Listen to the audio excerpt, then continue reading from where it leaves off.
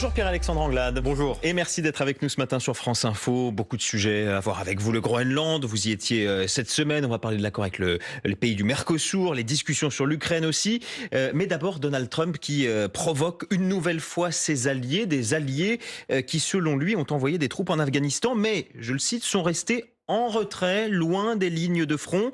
Ça ne passe pas du tout au Royaume-Uni, qui est le pays qui a eu le plus de morts après les États-Unis dans cette guerre. 457 soldats tués. On écoute l'indignation hier soir du Premier ministre Keir Starmer. Je considère les propos du président Trump comme insultants et franchement révoltants.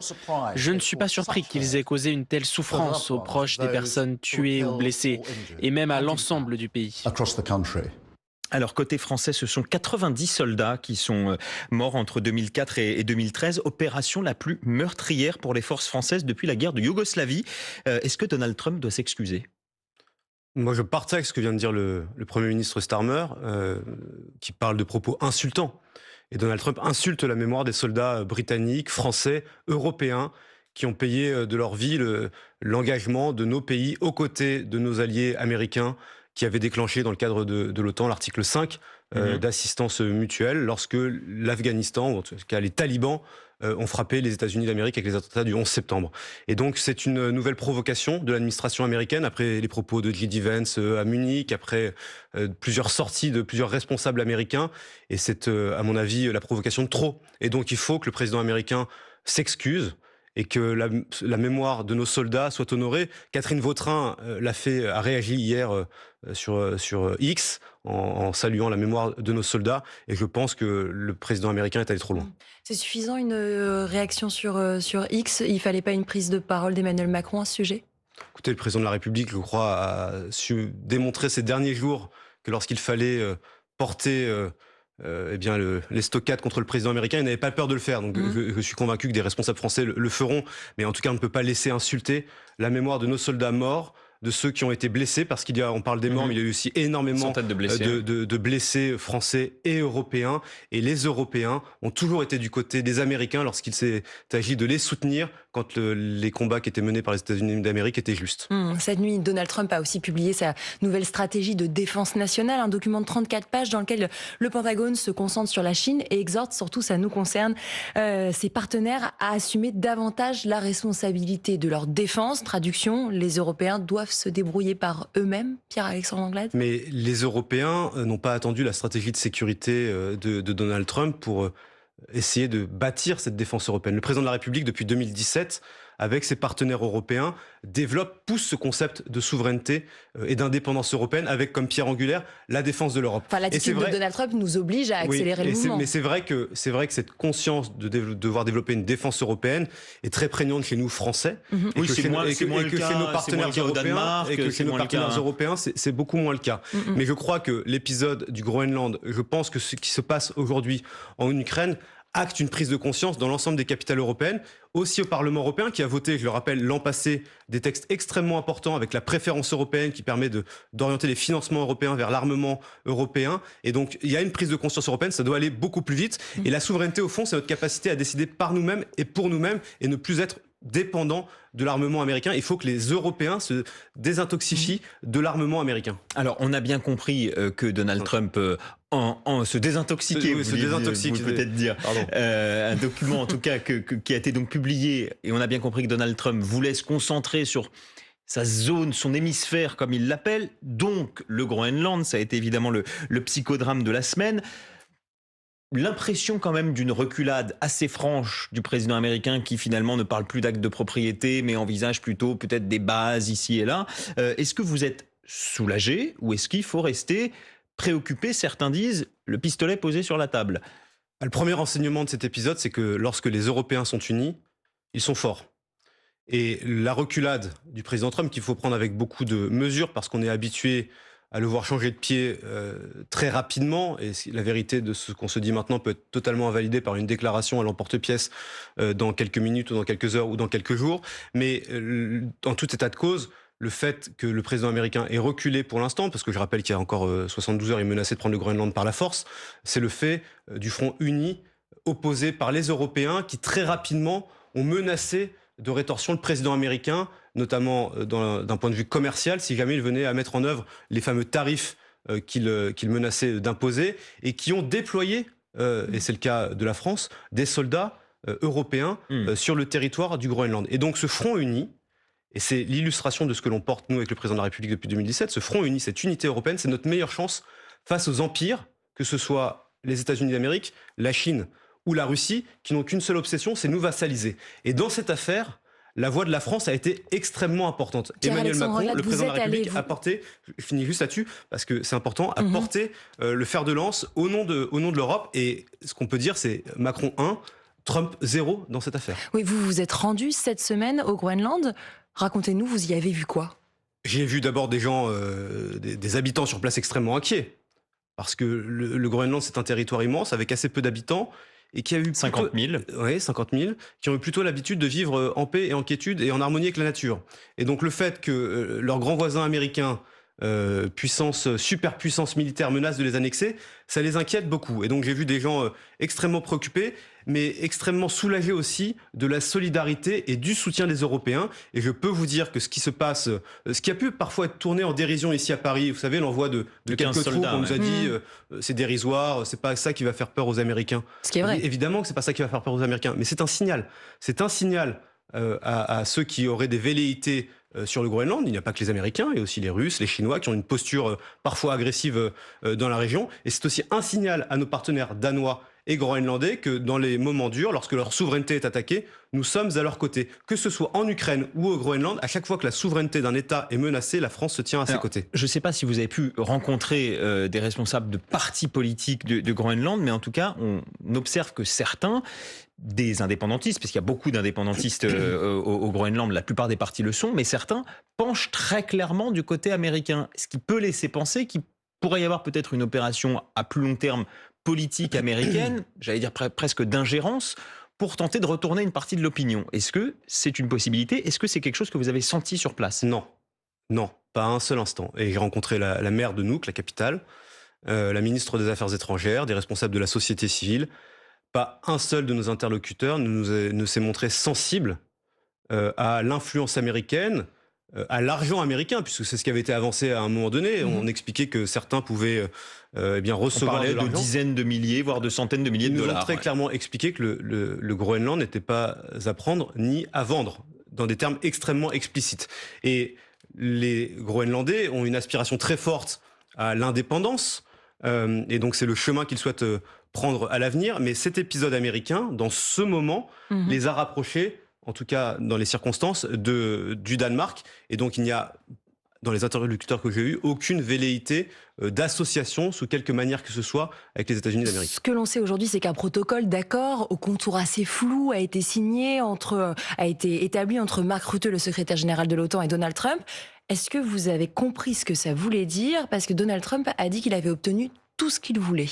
J'ai compris que Donald Trump avait obtenu ce qui était déjà le cadre de l'accord qui régissait les relations entre les États-Unis et le Danemark et le Groenland, c'est-à-dire l'accord de 1951 qui permet aux États-Unis d'Amérique d'avoir des bases militaires dans le territoire du Groenland, mais pas plus. C'est pas un problème, pardon, mais cet accord conclu un peu en catimini, auquel personne ne semble n'avoir rien compris. Je cite le Premier ministre groenlandais qui a déclaré « Moi-même, je ne sais pas ce que contient exactement l'accord concernant mon pays ». Oui, et il a raison de dire qu'aucun accord ne peut être noué entre l'OTAN et les États-Unis d'Amérique sans l'accord du Danemark et sans l'accord du Groenland. Et donc, dans cette affaire, le secrétaire général de l'OTAN, Mark Rutte, n'a aucun mandat, si j'ai bien compris, les déclarations des responsables danois, n'a aucun mandat de la part des Danois pour sceller quelque accord que ce soit avec le président des États-Unis d'Amérique. Et donc, là encore, la souveraineté du Danemark doit être respectée, l'intégrité territoriale de ce territoire ne doit pas être violée, et donc ces principes très clairement énoncés par la France, par les Européens et par les Danois doivent rester en l'état. Et donc, à ce stade, moi je suis là aussi très prudent sur les déclarations encore à l'emporte-pièce du président américain, je crois, dans son avion hier soir. Mais quand même, quand on voit que la pression retombe un peu, et ça a déjà été expérimenté côté européen ces derniers mois, y compris d'ailleurs ces dernières années, il peut toujours y avoir la tentation de se dire, bon finalement c'était un coup de chaud, c'est passé, restons et gardons notre confiance envers les États-Unis. Est-ce que vous croyez vraiment que c'est ce qui risque de se passer Je pense à des pays plus atlantistes que la France, évidemment, la Pologne, d'autres par exemple. Ou est-ce que là, il vous semble que les Européens ont ouvert les yeux? On le dit un peu à chaque fois, mais est-ce que cette fois c'est vrai? Moi je pense que tout le monde doit bien comprendre que ce qui se passe aujourd'hui dans le monde n'est pas simplement un mauvais moment à passer. On va pas se réveiller demain avec Donald Trump qui aura décidé de redevenir sympathique avec nous, qui va cesser de nous insulter tous les matins et qui aura renoncé à toute velléité sur le Groenland. On va pas se réveiller après-demain matin avec Vladimir Poutine qui aura décidé d'être sympa avec Volodymyr Zelensky et de ne plus bombarder quotidiennement l'Ukraine comme il l'a encore fait cette nuit. Et puis on va pas se réveiller dans 3 jours avec le président chinois, qui aura décidé de ne plus mener la guerre commerciale et industrielle. Donc nous sommes rentrés dans un monde de radicalité, dans un monde de brutalité. Et le monde d'avant n'existe plus. Et donc ça, vous pensez que les Européens l'ont tous compris? Les Européens doivent le comprendre. Oui. Je pense que ce qui s'est passé à Davos est assez central. Et je pense qu'à Davos, avec le discours du président de la République, mais aussi le discours du Premier ministre canadien, il y a une sorte de réveil des Européens, et au sens large des Occidentaux avec les Canadiens et d'autres, de ce qu'est la nouvelle réalité du monde. Et donc il faut que les Européens, les Italiens, les Allemands, les Scandinaves, les Polonais, les Tchèques, tous ceux qui avaient une dépendance très forte à l'égard des États-Unis d'Amérique comprennent que ce monde est terminé et qu'ils assument enfin la souveraineté et l'indépendance de l'Europe. Vous avez commencé à l'évoquer, Pierre-Alexandre Anglade, la situation en Ukraine. On y revient juste après l'info en 1 minute. Il est 9h moins le quart et c'est Diane Ferchit. La décision de la justice suisse indigne les familles de victimes de l'incendie de Crans-Montana. La justice décide de libérer Jacques Moretti, le propriétaire du bar Le Constellation. Libération sous caution, 200 000 francs suisses. Il avait été placé en détention provisoire il y a 2 semaines par crainte qu'il ne fuit à l'étranger. De nouveaux lots de lait infantile rappelés, cette fois par Danone. Après Nestlé et Lactalis, Danone évoque une mesure de précaution. Du lait en poudre potentiellement contaminé par une bactérie. Vous pouvez retrouver les numéros des lots concernés sur franceinfo.fr. Un nouveau rappel alors que 2 enquêtes ont été ouvertes après la mort de 2 nourrissons. Aucun lien n'est établi à ce stade avec leur consommation de lait en poudre. Le rappeur Dooms en garde à vue pour violence conjugale. Son ex-compagne, l'actrice Adèle Exarchopoulos, a porté plainte. C'était en octobre dernier. Dooms, déjà entendu au début du mois par les enquêteurs pour une autre affaire de violence conjugale à l'encontre cette fois de sa compagne actuelle. Au moins un mort, 15 blessés dans des bombardements russes sur Kiev et Kharkiv en Ukraine au cours de la nuit. Des bombardements alors que des négociateurs russes, ukrainiens et américains se sont réunis à Abu Dhabi hier pour évoquer les conditions pour mettre fin à la guerre en Ukraine. France Info. Le 8-30 France Info, Adrien Beck, Camille Vigogne-Lecoat. Et nous sommes toujours sur France Info avec Pierre-Alexandre Anglade, député Ensemble pour la République et surtout président de la Commission des Affaires européennes de l'Assemblée nationale. On va parler de l'Ukraine, un pays que vous connaissez bien. Vous vous êtes rendu 6 fois dans ce pays depuis le début de la guerre. Et l'actualité, c'est ces négociations pour la paix qui continuent à Abu Dhabi. Est-ce que vous y croyez à ce nouveau round de négociations? En tout cas, j'espère qu'un accord de paix ou un accord de cessez-le-feu pourra être trouvé le plus rapidement possible, parce que au-delà des débats que nous pouvons avoir ici à Paris sur les plateaux de télévision, il y a une réalité de terrain en Ukraine qui est celle de l'armée russe qui n'a renoncé à aucun de ses objectifs militaires et qui continue de mettre au martyre le peuple ukrainien. Vous le disiez à l'instant, des bombardements cette nuit, des morts, des blessés, mais ça c'est le lot quotidien de l'Ukraine. Et dans cette période hivernale, qui est un hiver extrêmement rude cette année en Ukraine, les soudards du régime de Poutine ciblent de manière quotidienne les infrastructures énergétiques de ce pays. Et donc l'Ukraine vit dans le froid, vit dans le noir. L'Europe a envoyé des générateurs, L'Europe a envoyé effectivement des générateurs, mais il faut comprendre que derrière les discussions, et nous on espère les Européens et les Français que cela puisse aboutir, derrière ces discussions, Vladimir Poutine continue de mettre au martyr les Ukrainiens, et donc il faut continuer de mettre la plus grande pression possible sur le régime du Kremlin. Vous parlez de pression, mais là on est sur un format trilatéral avec d'un côté les Russes, de l'autre les Ukrainiens, c'est évident, les Américains. Mais pas les Européens, c'est un aveu de faiblesse de notre part? Non, parce que le cadre des négociations, en tout cas le cadre de la position européenne et américaine en lien avec les Ukrainiens a été posé il y a 15 jours de cela à Paris au moment de la réunion de la coalition des volontaires. Et donc à ce moment-là, Américains, Européens, Ukrainiens se sont entendus sur une architecture de sécurité avec des garanties de sécurité pour l'Ukraine, en renforçant le modèle d'armée ukrainien, en déployant le moment venu des soldats français et européens sur le territoire ukrainien le jour où la paix aura été signée. Notre rôle, il est juste là, et on doit dire le reste, on s'en occupe pas, on s'en lave les mains. C'est quand même, on passe beaucoup de temps à répéter que c'est proche de chez nous, que c'est notre continent, mais bon, de toute évidence, on ne participe pas à tout. Mais on participe, il y a différents formats dans les négociations. Mais la position qui est aujourd'hui défendue par l'Ukraine en lien avec les Américains, c'est ce qui a été entendu par la coalition des volontaires à l'initiative de la France il y a de cela 15 jours. Et donc, vous savez, aujourd'hui en Ukraine, depuis maintenant 1 an et le désengagement américain, la plupart du soutien financier, la totalité d'ailleurs du soutien financier à l'Ukraine est un soutien européen et plus largement de la coalition des volontaires. Les 2/3 du renseignement militaire en Ukraine, c'est du renseignement français. Et donc vous voyez bien que nous jouons dans ce moment de guerre où les États-Unis d'Amérique ont fait le choix de se retirer un rôle central et moteur, et la France en particulier. Je veux bien, mais vous avez entendu les paroles de Volodymyr Zelensky, le président ukrainien, qui a récemment reproché publiquement aux Européens leur division avec des mots forts. Il évoque des querelles internes incessantes, des non-dits qui empêchent l'Europe de s'unir. C'est pas Donald Trump qui le dit, ça, c'est le président ukrainien. Donald Trump, il a un autre projet. Donald Trump, il a le projet, avec ses proxys européens, le Rassemblement national et d'autres, de diviser l'Europe pour démanteler l'Union européenne. Mais Volodymyr Zelensky sur le manque d'unité européenne de Volodymyr Zelensky, il met le doigt sur quelque chose qui est vrai. C'est parfois, dans certaines situations, le manque d'unité européenne.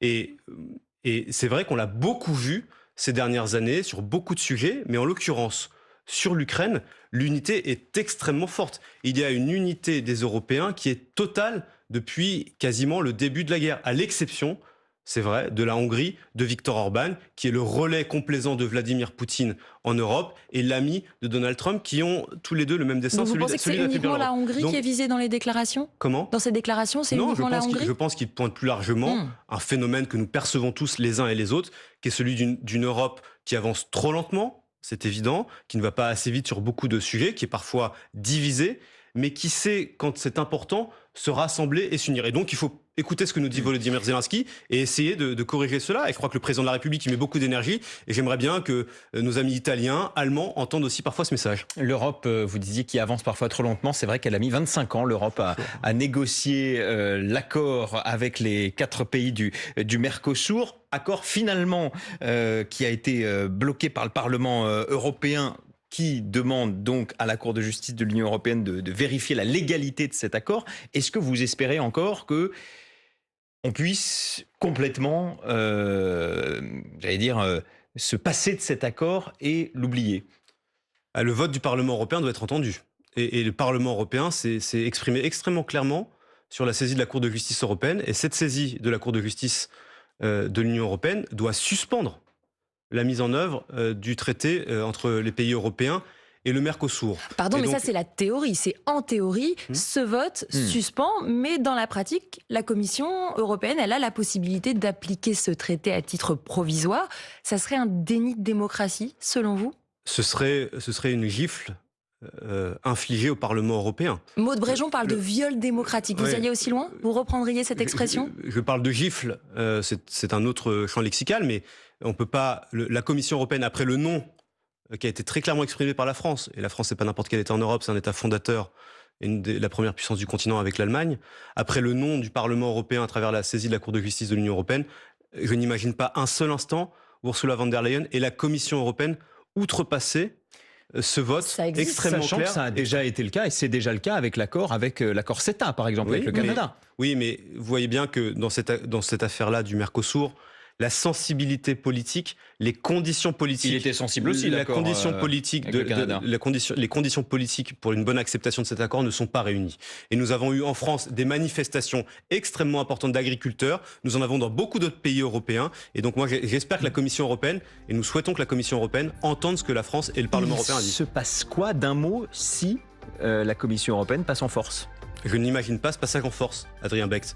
Quand le Parlement européen, qui est le Parlement qui représente les citoyens européens, s'est exprimé de manière aussi claire dans ce moment si particulier que nous sommes en train de vivre aujourd'hui en Europe, imaginez un seul instant les institutions européennes se défaire n'est pas envisageable. Merci à vous, Pierre-Alexandre Anglade. Vous êtes député des Français de l'étranger, président de la Commission des Affaires européennes de l'Assemblée nationale. Merci également à vous, Camille Vigogne-Lecoat du Nouvel Obs. Restez sur France Info.